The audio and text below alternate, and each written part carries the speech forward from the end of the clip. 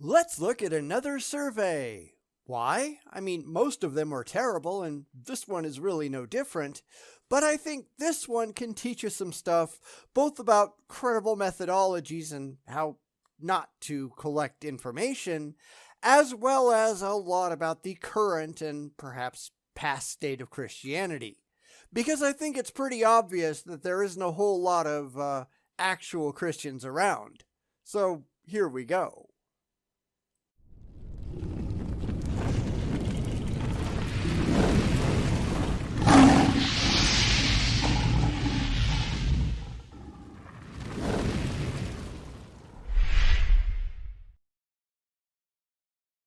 Today we're going to look at a survey, and yes, there are some pretty huge air quotes there, put out by a gay former Christian pastor on why do people leave Christianity.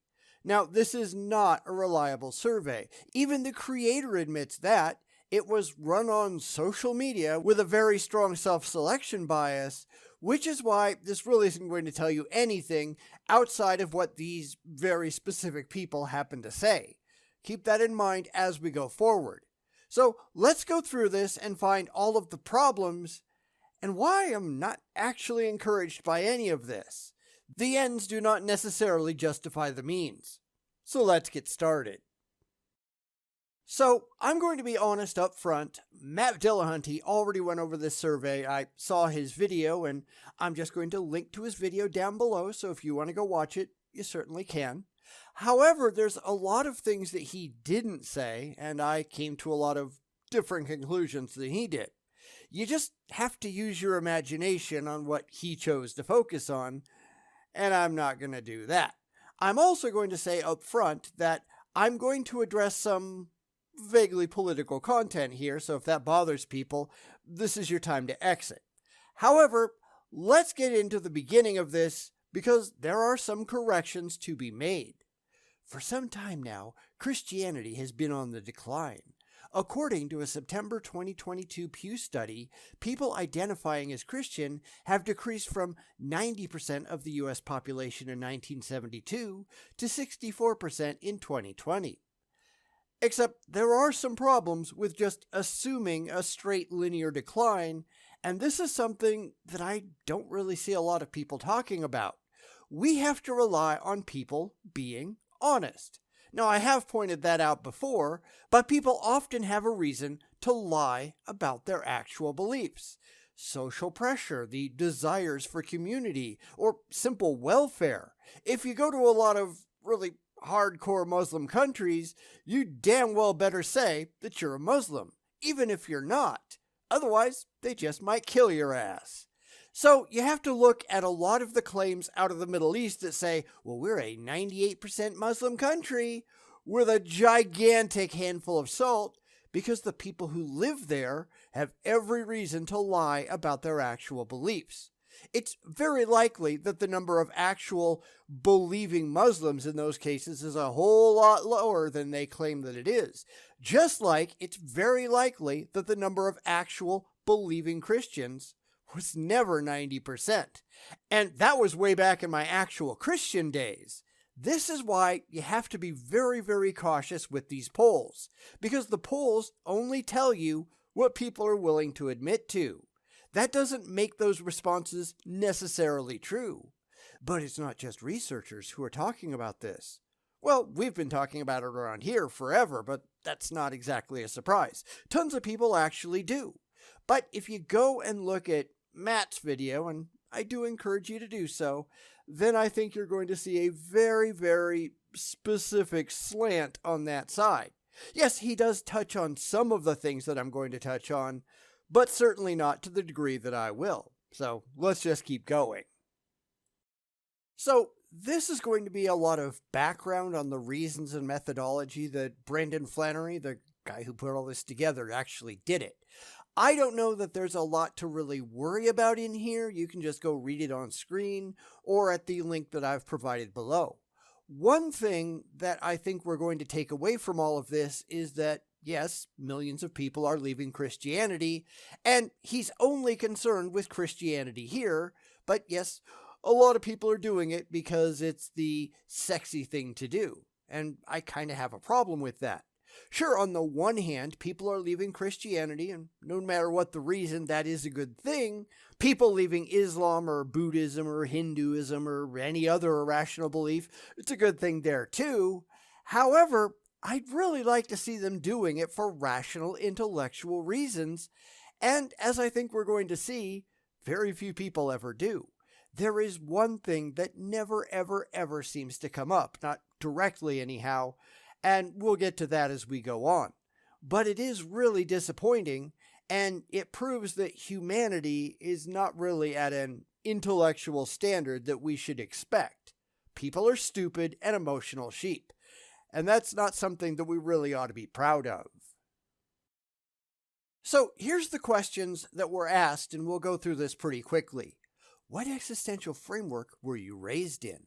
What existential framework do you find yourself in now? What initiated the change, the very first instance, where things started to shift? What was the final reason that made the change the straw that broke the camel's back? What does your current existential framework offer you that your previous one did not? What does your current existential framework not offer you that your previous one did? For example, what do you miss? Now, he says he received 1,200 responses, of which he set 200 aside because they didn't leave Christianity, they left some other religion. And like I said, this is not remotely a scientific survey. He admits that himself. It's just interesting to see what people said, so let's get into that.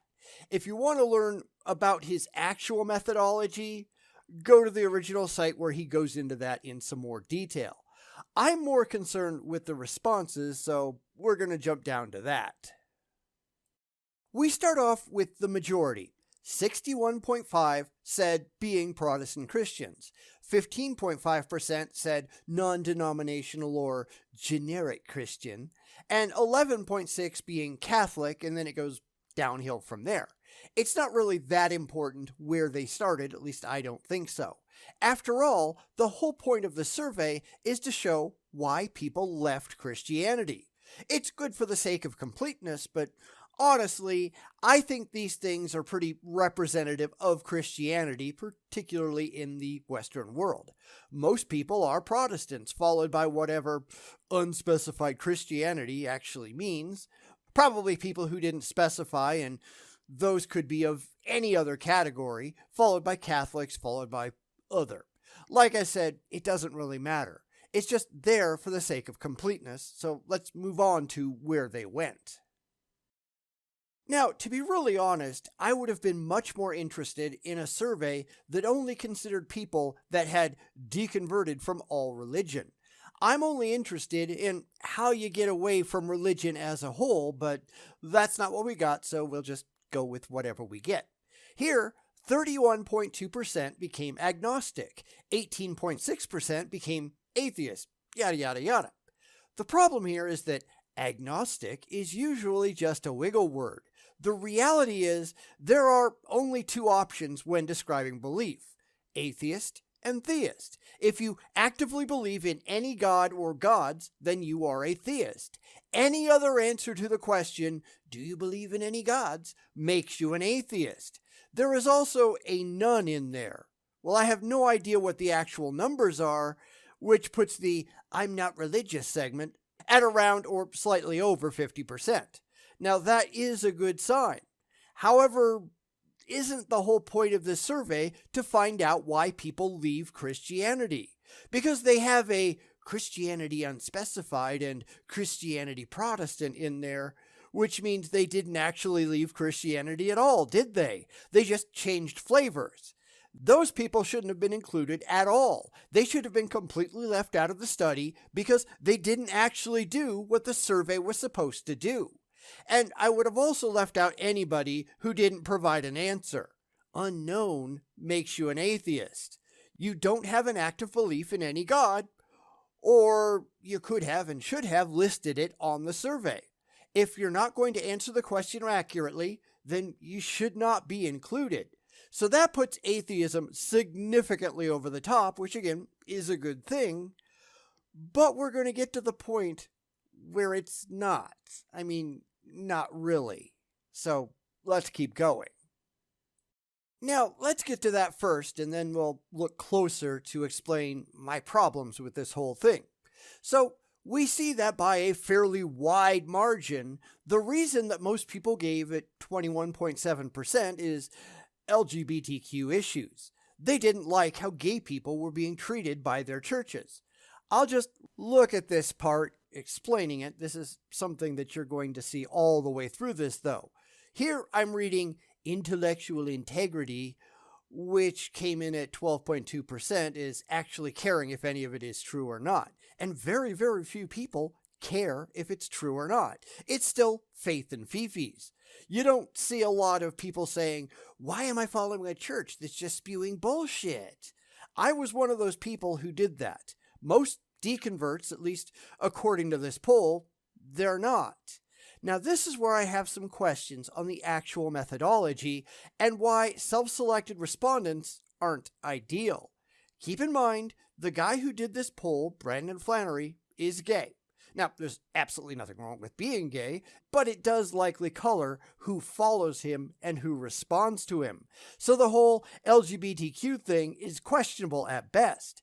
Matt said, and I agree, that I'd like to see this set of questions put out by Pew or somebody like that in a national survey where you have a more respected group without any demonstrated inherent biases who might answer and who might draw a different, more diverse group of respondents.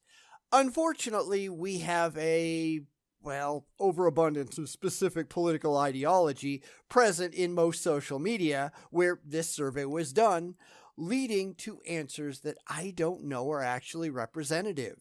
His methodology is definitely flawed going in. Now, can we learn something from this? I think that we can. He says, when it comes to the moment people first start doubting their faith, LGBTQ acceptance is the most common reason, followed by the behavior of Christians, and then things not making sense on an intellectual level. An example of this would be, I couldn't reconcile how there can be an all-powerful God and evil.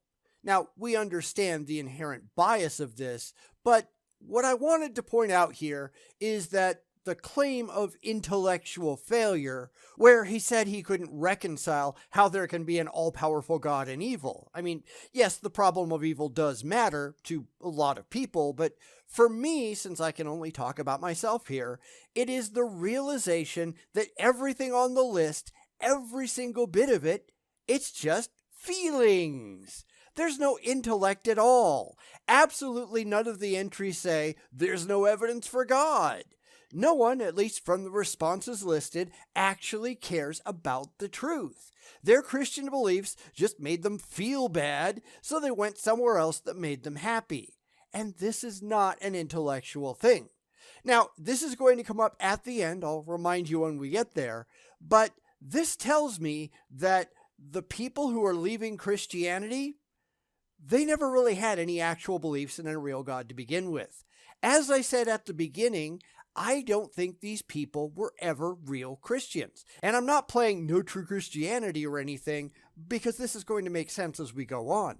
They were just playing a part because of social pressure or the wish for community or whatever, and they just left one social club for another. They were never actually invested in their beliefs. That's a problem, I think. He goes in and talks about why he thinks everybody's so invested in LGBTQ issues, which I'm just going to skip over. But I wanted to explain how I felt back when I was a Christian. Now, granted, I didn't leave Christianity because of the treatment of gay people. That wasn't even remotely a thing at the time. As a Christian, the Bible said that gay people, and I suppose by extension, it could be everybody else in the alphabet soup brigade, those people were all evil, but we were to hate the sin and love the sinner, and we never would have done anything to harm anybody. We would tell them, that's not what God wants you to do, and that was kind of the way that went. Although, let's be honest, there are a lot of modern, hard-right churches that absolutely will kill your ass if they think they can get away with it, but that's neither here nor there. No, it wasn't a consideration because I was only after the truth. And once I realized that there was no demonstrable truth in Christianity, I left. I stopped believing because it wasn't intellectually defensible. It was only after I had gone that I had to reinvestigate my beliefs. Can I justify this position without considering God or Christianity? And for a lot of things, like the LGBTQ stuff, the answer was no. They're just people doing people things, just like everybody else. Being gay or whatever else, it's not a sin because there are no sins. There can't be sins without a God to sin against. The whole idea is just absurd. And I did this with every position that I held because of my beliefs in Christianity, and those, almost without exceptions, those things changed. It became an intellectual position, not an emotional decision. And that's how people ought to work, I think, at least. But the vast majority of people simply do not. And I find that utterly pathetic. Next, he goes into the behavior of Christians. And I think we all know that there are a lot of asshole Christians out there, but that's still not a rational reason to give up your entire view of reality because the chump sitting next to you in the pew is a complete jerk. You have to be really, really shallow to do that, and I think it's painfully clear for a lot of people that they are really, really shallow. So we're going to get to Trump, which is number 3 on the list. This is where we can see that there's a massive bias because the actual 7th cause on this list is politics. But of course, he chooses to call out Trump. Now, I think that any presumption of intellectual honesty can go straight out the window at this point because it's obviously not there. And of course, no surprise, but Matt jumped to the exact same conclusion because these people share a distinct political ideology. These people have absolutely no capacity to even think about politics without, but I hate Trump. Yeah, granted, he's a dick, but the amount of Trump derangement syndrome that these people carry around on their shoulders is just ridiculous. Again, faith in fifis. Now, full disclosure, I voted for Trump twice, not because I liked him, because I didn't, but because he was the lesser of the two evils at the time. I can't recall the last time I actually voted for any political candidate. They're all dicks. In the coming election, I'm not voting for Trump. I'm not voting for Biden. I don't know who the hell I'm voting for. I might not vote for anybody because I am so sick of voting for the lesser of the two evils. They're all evil. Everyone who has the capacity to win, every single last fucking one of them sucks. And I'm getting really tired of having to vote for a candidate that just makes me throw up in my mouth the least. I'm done with that. I might just sit this one out. But here, he puts in the shortest entry because he's just politically grandstanding. It's really obvious. He's showing his ridiculous bias, and of course, Matt Dillahunty was doing the same thing. So let's get on to the final reason for leaving, because none of them are at all rational. Here, politics moves up to number 3, and we can see the inherent bias of the respondents. This is why self-selection sucks. Absolutely none of these things ought to drive a committed believer away from their committed beliefs. These are Christians in name only. Yes, if your current church makes you uncomfortable, and I get that, I really do, then you go find another church. You don't just pack up and leave your religion entirely. Anyone who does that is an idiot. And I guess that means we have thousands of idiots filling out this survey, which, again, brings up his methodology for reaching people. When you're biased and you're asking people who are also biased what they think, you're going to have some problems. This whole survey, while interesting, is absolutely not valid. Intellectual integrity falls to number 5, and nowhere in this at all does he show any actual comments on that. He's too busy whining about Trump, which I think is fucking stupid. Every single one of these, with the possible exception of intellectual integrity, but based on the example that he provided earlier, I'd say no. But they are all purely emotional. Zero intellect involved at all. Nobody left because the religion wasn't demonstrably true. Nobody cares. And that's why Ayaan Hirsi Ali isn't impressing anybody with her supposed conversion to Christianity, because she doesn't actually believe it. It's a political move, not one spurred by her actually being convinced that it's true. It doesn't seem to be a concern for any of these people. It's why it doesn't matter if 64%, and I think that's the number right now, of people say that they're Christians, because this is the quality of Christians that we have. They're not Christians. They do not believe the tenets of Christianity. They do not believe there's actually a God. It's a social club that they belong to until they find something else they like better. Does anyone else find this as ridiculous as I do? Let me know down in the comments. He then goes into a discussion of the first couple, starting with Trump because TDS is a thing, and he keeps mentioning sexuality. What the fuck does that have to do with religious beliefs? He mentions a tweet by a lesbian Christian. Who cares? Who cares? Are we not at all concerned with the factual truth of these beliefs? Is it just a place to hang your hat until you happen to have a problem with it? These are not Christians. They're just not.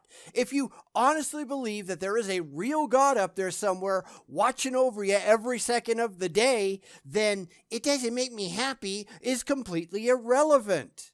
Now, yes, there are a whole bunch of douchebag Christians out there, just like there are a whole bunch of douchebag Muslims and douchebag Jews, hell, even douchebag atheists, but come on, let's at least try to be serious.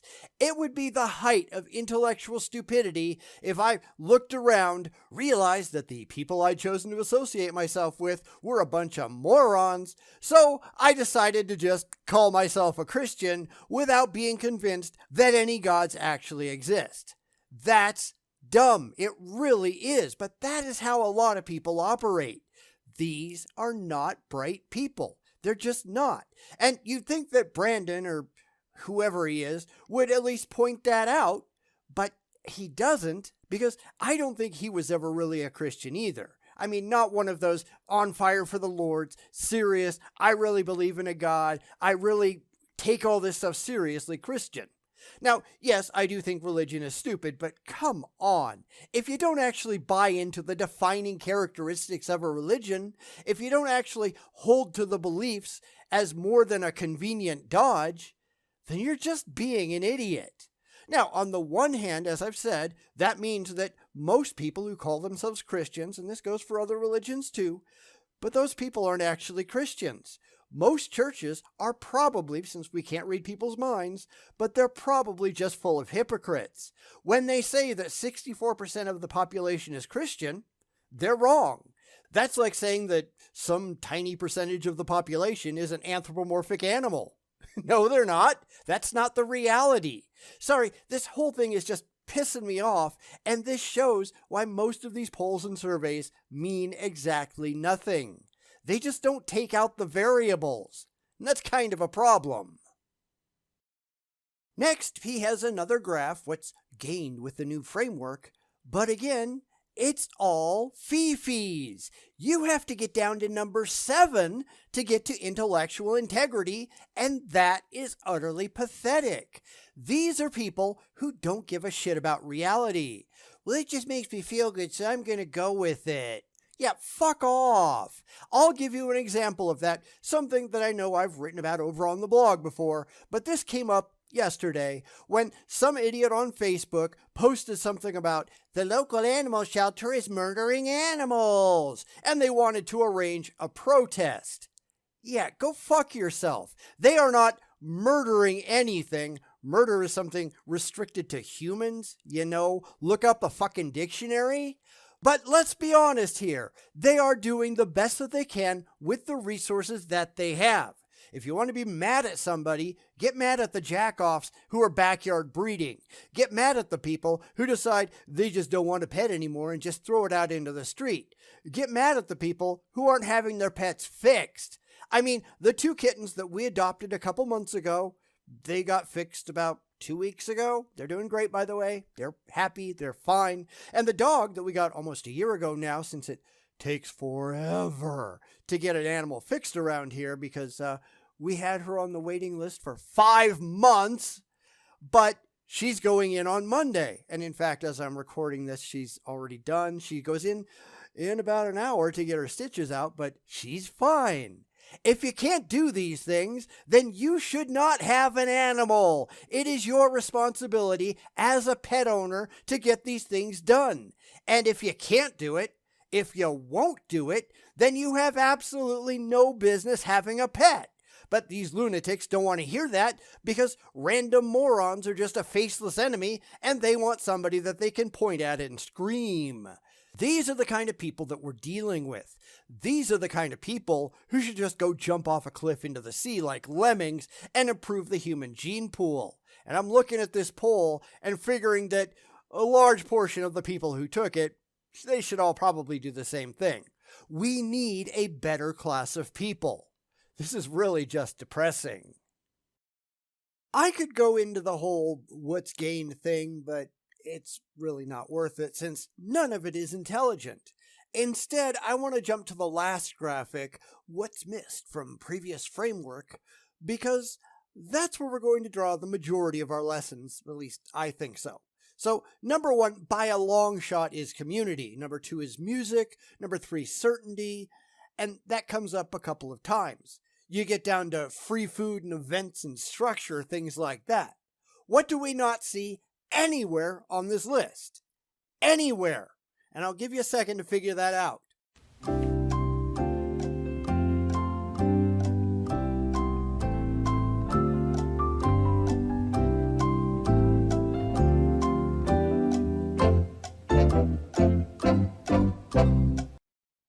And the answer is God.